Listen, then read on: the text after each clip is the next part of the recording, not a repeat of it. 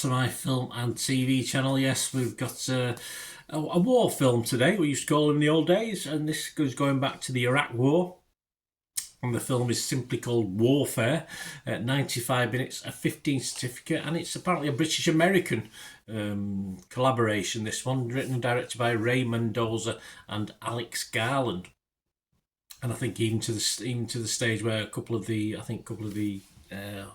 don't know what they call them, in the like, it's not the tanks, but where they carry soldiers. A couple of those are actually revamped British things, so obviously it's about US Navy SEALs. So of course they're not. Apparently, according to a couple of the critiques, it's a gaff, but it's not really a gaff. They're just trying to actually sort it out as best they can within the constraints. So I don't think it's the fact it was a British American thing that did that. It was just obviously having the right equipment, the right vehicle to use, I suppose. But hey, people like me who don't know too much about this wouldn't have noticed the difference, and I'm sure most of you wouldn't either. This is based on Mendoza's experiences during the Iraq War as a US Navy SEAL, and the film depicts an encounter he and his platoon experienced on November the 19th, my son's birth date, 2006, in the wake of the Battle of Ramadi. To maintain historical accuracy, the film's material is exclusively taken from just testimonies of the platoon members and is presented in real time, which is quite interesting, a good way of doing it. It stars DeFaro Woon-Ate as Mendoza alongside Will Poulter, Cosmo Jarvis, Kit Connor, Finn Bennett, Joseph Quinn, Charles Melton, Noah Centineo, and Michael Gandolfini. And the film is dedicated to platoon member Elliot Miller, Jarvis, played by Jarvis, who lost his leg and the ability to speak in the incident. Yeah, I think we see a bit of him at the end where they have the real people, they do it on the credits at the end. This was released in the US on April 11th and will be released, or has been released, in the United Kingdom on April the 18th and on streaming on the 6th of May, and that's where I watched it, on streaming. So I'm doing this review on the 7th of May 2025. Right, the film, there's not much padding to this. Say it's in real time. It's about what happened. I mean, in and out quite quickly. Well, once the incident started, which you'd expect, that's what you want. You want them to be there immediately to get people out of trouble, don't you? So it does make it a little bit more watchable, because you're only talking about 90 minutes of your life, which I think we should, for someone's experiences, at least give that to them. And it feels a little, perhaps more personal than for a wider audience. There is a little in the way of grit for 40 minutes. Of course, we get to know a little bit about the characters, but not too much. But it doesn't detract from the story of the movie, that sort of ramps up, of course, in the second half when everything turns to shit, basically. It's a film about the SEALs, so it's not really making a stance from any sort of Iraqi viewpoint. You see very little of the Iraqi side of this, the whatever they were called, they're fighters, and I've seen that as a critique, and that's the story. It's not a series, it's a one-off 90-minute film, so there's only so much you can put in it, but it's about this small group of SEALs doing their job, and that's what it is basically, and that's where it will perhaps resonate the best as a demographic with people in the military, and they can resonate with this. The ordinary non-military just sort of watching along, but even that, if you think about it, I'm going to mention something about the sound in a minute. It's quite powerful, of course it is. It's always going to be powerful watching something like this. And as I said, we don't know the characters very well. We don't get much backstory. Though, again, that's another criticism of the film. We don't know enough backstory. But again, how much can you put into a film of this length? We're just dumped into that environment with guys we don't really know too much about. Like they would all be, I suppose, when they first, like a platoon, you'd know certain ones, but you have to sort of bounce off each other. So I suppose it is, in reality, that it's not a bad place to be.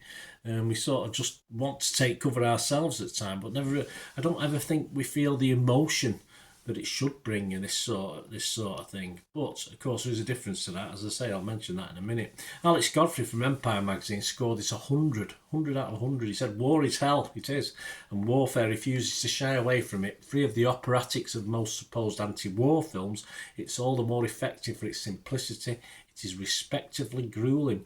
Yeah, I mean, you don't need to know the ins and outs of these soldiers to be affected. The pain, anger and confusion of battle is all there, of course it is. And there's little heroism.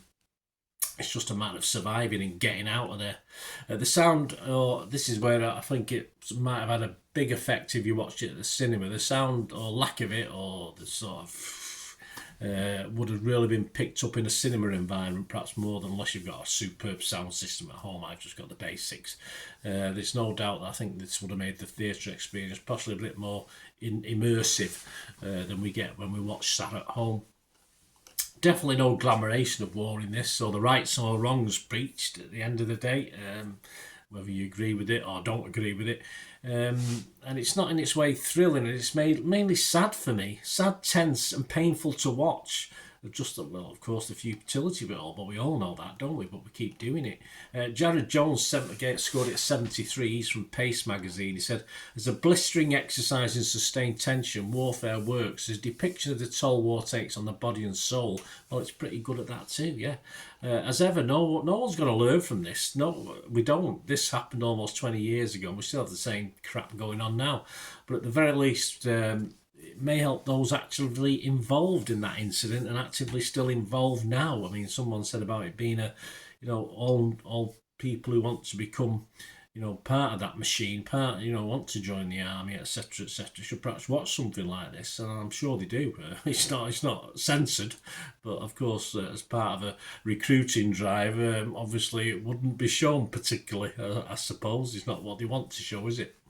But here's a reminder for everyone else, if ever we need one, just what things are like, and we know that, don't we?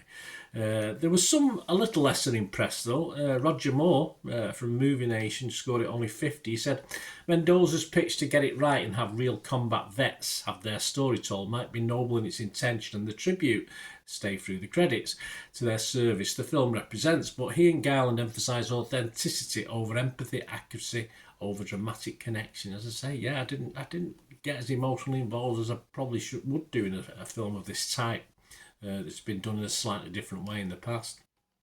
But of course, my thanks to any of these guys, US, UK, whoever are involved in this as ever. Some scores for this one. Rotten Tomatoes, 212 critics, generally positive, 196 fresh and 16 rotten, so there you go. The consensus, narratively cut to the bone and geared up with superb filmmaking craft, warfare evokes a primal terror of combat with unnerving power. Metacritic scored it 78 out of 100, that's 43 critics, 35 were positive, 8 mixed, no negative, I can run with that one.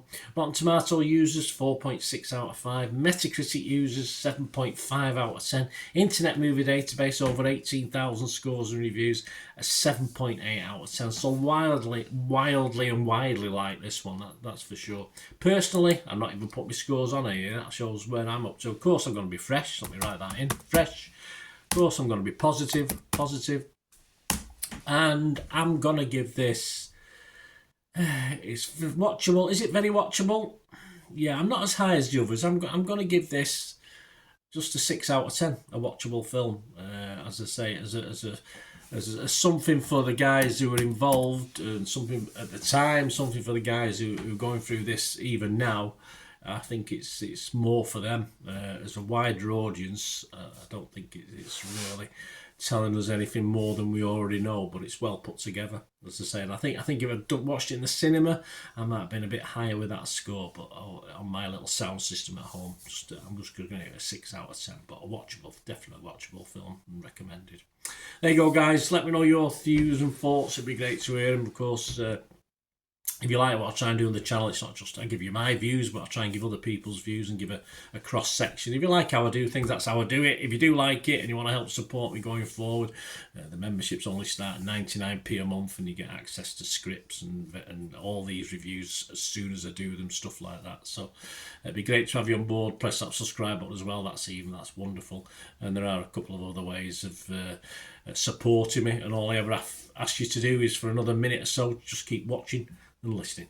Ways to help me out, guys, if you watch the ads, if the ads on this YouTube ads, that helps in a very little way, but it all helps. Watch the pennies and pounds look after themselves, they say, don't they? Or the pennies or the 10p's look after themselves. But if you watch the ads or follow the links on the ads as well, that's always a nice way.